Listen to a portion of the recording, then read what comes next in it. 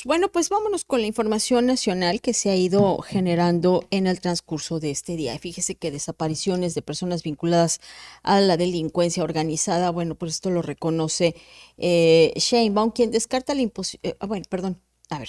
No, yo ya le estoy volviendo a dar la introducción y no es por ahí, ¿verdad? Bueno, mire, la presidenta Claudia Sheinbaum afirmó que la mayoría de los casos de personas desaparecidas en el país están vinculadas a la delincuencia organizada, pero no son parte del Estado como en el pasado. Bueno, según ella, ¿verdad? En su conferencia matutina, la presidenta lamentó que las desapariciones que existen en México estén vinculadas con la delincuencia organizada y no es la violencia del Estado como fue entre los 60s y los 70s, incluso una parte de los 80s. Refirió que anteriormente la desaparición era con motivos políticos, donde activistas, incluso guerrillas que pudieron haber existido, no fueron juzgadas de acuerdo con la ley, sino hubo desapariciones forzadas por razones políticas. Añadió que esto es muy distinto a lo que actualmente ocurre en México, donde el Estado mexicano no es el que desaparece. Bueno, sin embargo, se debe atender y por esto las modificaciones a las leyes ya se han realizado. Hay un tema ahí, esto de que el Estado mexicano no es el que desaparece. Bueno, posiblemente no con una orden institucional, pero tenemos servidores públicos involucrados en desapariciones forzadas. Eso no se puede negar. Entonces, cuando tenemos servidores públicos involucrados en este tipo de delitos y la presidenta agarra y dice, no, esto es delincuencia organizada, bueno, pues entonces está usted reconociendo, ok, no me quieres reconocer que el Estado no desaparece personas, pero entonces cuando tenemos servidores públicos estarías reconociendo de manera implícita que tienes servidores públicos relacionados con la delincuencia organizada. Y eso se llama, ¿cómo? Narcoestado. Se sabe, ¿no? O sea, por un lado quieres deslindar, la señora presidenta quiere deslindar a México de las desapariciones forzadas como una orden institucional, ¿no? Pero quiere negar también el narcoestado. Pues no se puede. No se puede cuando vemos aquí a servidores públicos metidos en desapariciones forzadas. Así de sencillo. O tenemos una o no tenemos la otra. Escoge, pues. O sea, escoja usted. ¿Cuál de las dos? Pero no hay una tercera.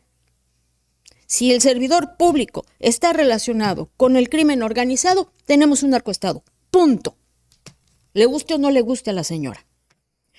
En México hay un registro de 133.675 personas desaparecidas, o sea, 133,000. ¿Sabe lo que son 133,000 personas? O sea, es como el 10% del padrón electoral de una entidad, más o menos. La mayoría de las entidades tienen entre 1 o 2 millones de personas a lo mucho. Entonces, si se te desaparecen se te desapareció el 10% del padrón electoral, mi chavo. O sea, nada más. De las cuales 124,496 son desaparecidas y no localizadas, 20,139 personas localizadas sin vida y 9,179 desaparecidas y no localizadas, según las cifras de la Comisión Nacional de Búsqueda. Escuchamos. Nosotros no coincidimos, se ha manifestado varias veces, ha habido varios documentos. Lamentablemente, las desapariciones que existen en México están vinculadas con la delincuencia organizada, en la gran mayoría de los casos. No es la violencia del Estado, como fue en los 60s, en los 70s, incluso en una parte de los 80s. No era la desaparición con motivos políticos que hubo en nuestro país, en donde algún activista o incluso las guerrillas que pudieron haber existido en México no fueron juzgadas de acuerdo a la ley, sino que hubo desapariciones forzadas por razones políticas. Eso es muy distinto a lo que ocurre hoy en México, donde no es el Estado mexicano. Claro que hay que atenderlo y por eso pues las modificaciones a las leyes que hicimos y todo lo que estamos trabajando para ese tema. Pero es distinto y eso es lo que nosotros queremos que quede claro en esta en estos documentos de Naciones Unidas. Bueno, pues es que no quiere reconocer ni el narcoestado ni tampoco la desaparición de una manera institucional. Y bueno, a lo mejor dice, nosotros no los mandamos desaparecer, pero tampoco hacen por evitarlo, ¿no? Y tampoco avanzan las investigaciones. Y tampoco hay todo un sistema para localizar a las personas. Entonces se han tenido que generar colectivos y la presencia de los colectivos, ¿por qué es? Pues por la inacción del Estado. Entonces, le molesta mucho que los organismos internacionales le pongan el dedo en la llaga. Y dice ya, no, pues nosotros tenemos otra percepción. Ese es el maldito problema. Ese es precisamente el maldito problema. Que ustedes ven las hojas con las cosas con sus ojitos de Cuatrotelandia y todo el mundo ve las cosas diferentes. Pero bueno, sigamos en el mundito Cuatrotelandia. Y bueno, hablando más de Cuatrotelandia, fíjese que descarta Sheinbaum la imposición de nuevos aranceles para noviembre.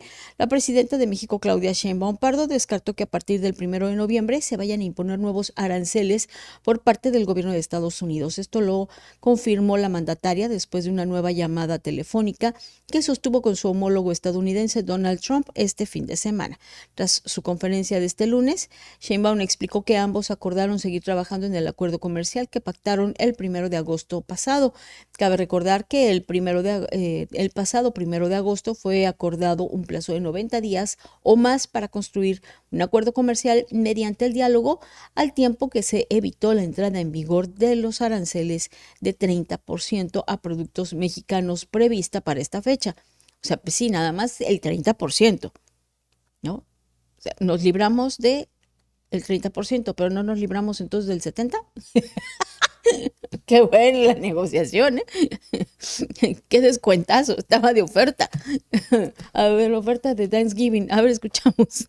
Ante esto, hablé con el presidente Trump el sábado y vamos a dar unas semanas más para poder cerrar el tema que ya va muy avanzado de los 54 barreras no arancelarias que están ahí pendientes. Entonces, acordamos hablarnos nuevamente en algunas semanas, porque prácticamente estamos ya cerrando este tema, porque finalmente el 1 de noviembre se cierra aquel plazo que nos habíamos puesto ambos de 3 meses. Entonces, hablé el sábado, una conversación muy breve, y acordamos que en unas semanas más nos volveríamos a hablar.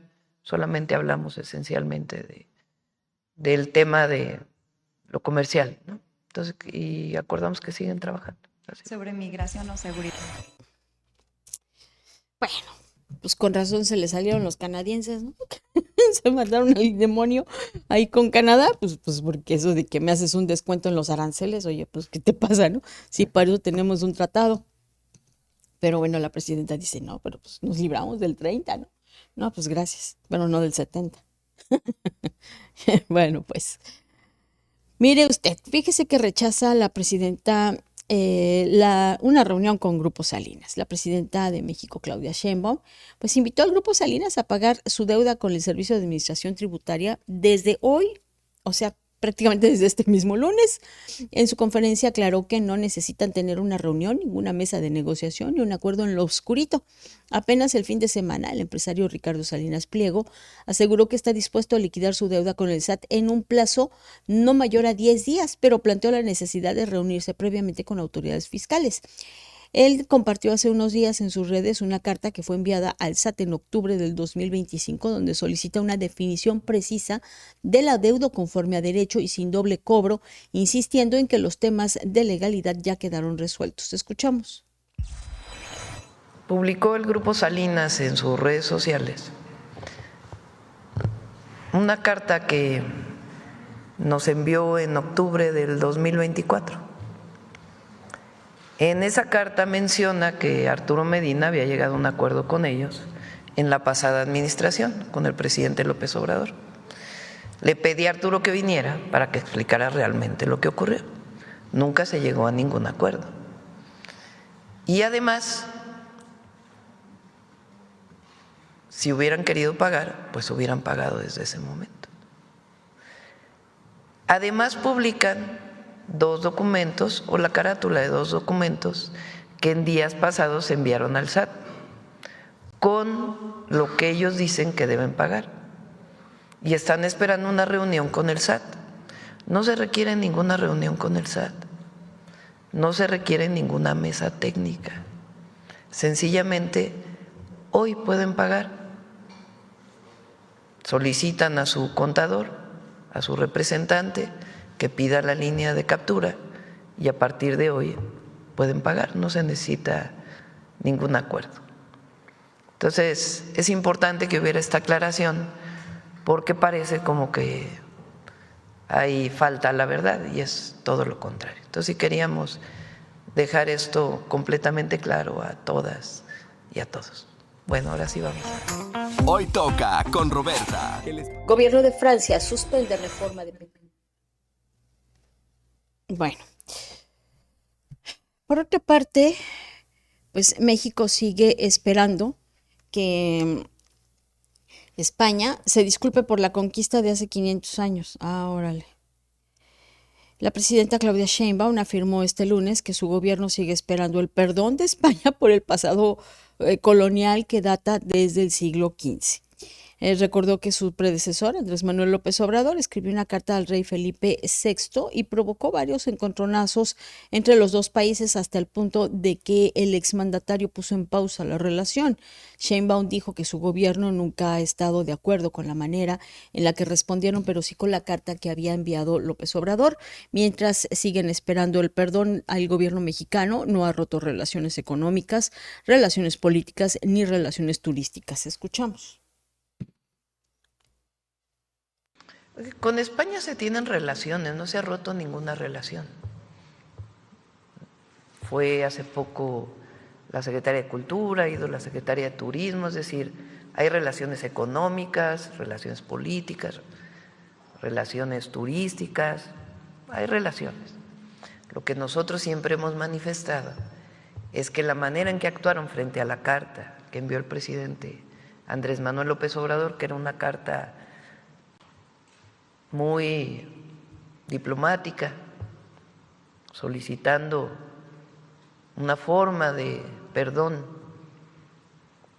por las atrocidades del pasado, que lo han hecho muchos otros gobiernos del mundo, fue contestada de una manera poco diplomática y al contrario con una campaña que hicieron contra el presidente López Obrador en España.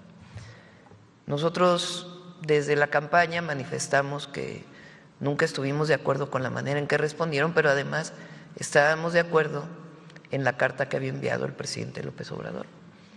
Y pues todavía seguimos esperando esta respuesta. Ahora hay una exposición que está promoviendo la Embajada de México en España, junto con, o que fue aprobada, digamos, por algunas instituciones del gobierno español, de arte indígena, particularmente de mujeres. Entonces, nosotros seguimos promoviendo las grandes civilizaciones que llegaron antes de los españoles, que formaron nuestro país. Las seguimos promoviendo allá para que las y los españoles sepan la grandeza cultural de México. ¿Qué le diría a la princesa, ya que lo mostró públicamente, ¿no? este deseo de venir a México? Bueno, pues vamos a ver. Okay. Y ya por último, ya creo que otra semana. Pues yo creo que entonces le tendría que pedir también, ¿cómo se llama? Que se le solicite el perdón al Vaticano, ¿no? Por la Santa Inquisición, al gobierno de Francia por haber también invadido México, a los Estados Unidos también nos quisieron invadir, oiga. En Francia, la invasión francesa ocurrió entre 1838 y 1839 y la de Estados Unidos en 1846.